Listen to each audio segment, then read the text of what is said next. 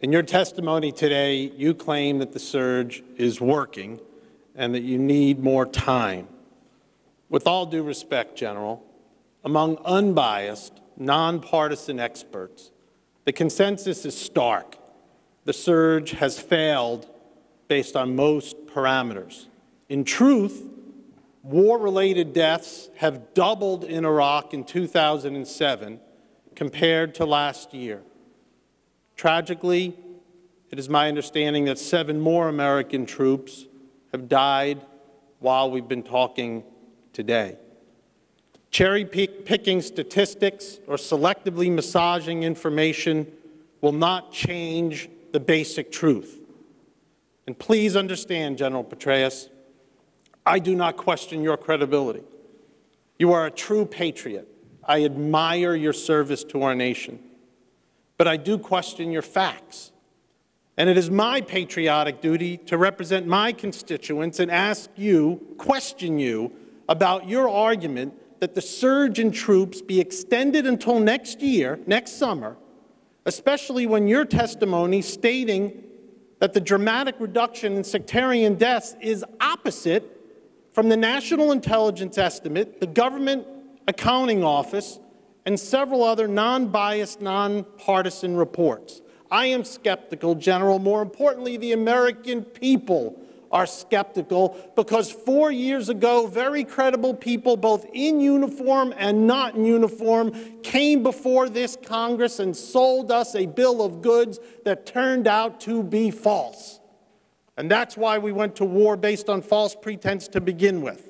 This testimony today is eerily similar to the testimony the American people heard on April 28, 1967, from General William Westmoreland, when he told the American people America was making progress in Vietnam.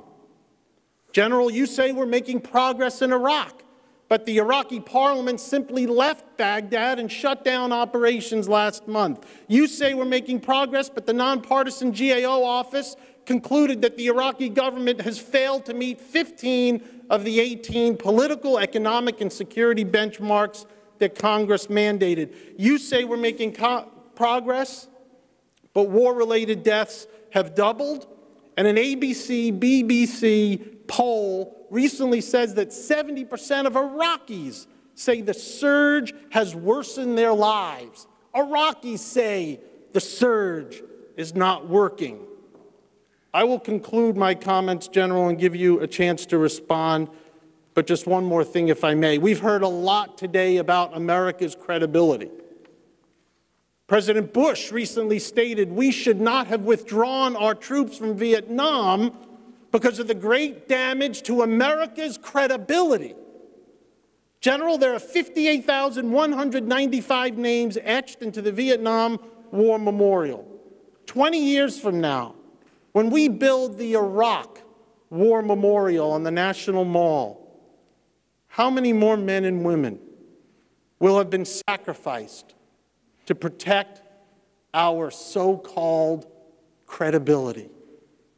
How many more names will be added to the wall before we admit it is time to leave?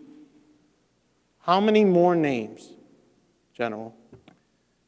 Congressman, first of all, I have not said that the surge should be extended. In fact, my recommendations are that the surge be curtailed earlier than it would have been.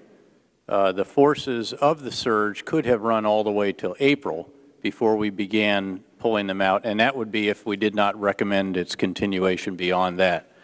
My recommendations, in fact, include the withdrawal of the Marine Expeditionary Unit this month without replacement, and then a brigade starting in mid-December, and then another one about every 45 days. And that's a considerable amount prior to, in fact, how far the surge could have run if we just pushed everybody for 15 months. Respectfully, in fact, General. I am, and with respect to the facts that I have laid out today, I very much stand by those. As I mentioned, the GAO report actually did cut off data at least 5 weeks, and in some cases longer than that, in the assessment that it made, and in fact, those subsequent 5 weeks have been important in establishing a trend that security incidents have gone down as they have and have reached, as I mentioned, the lowest level since June 2006 with respect to incidents and with April 2006 in terms of attacks. I stand by the explanation of the reduction in ethno-sectarian deaths and so forth. And lastly, I would say, Congressman, that no one is more conscious of the loss of life than the commander of the forces. That is something I take and feel very deeply. And if I did not think that this was a hugely important endeavor, and if I did not think that it was an endeavor in which we could succeed, I would not have testified as I did to you all here today. Thank you, sir.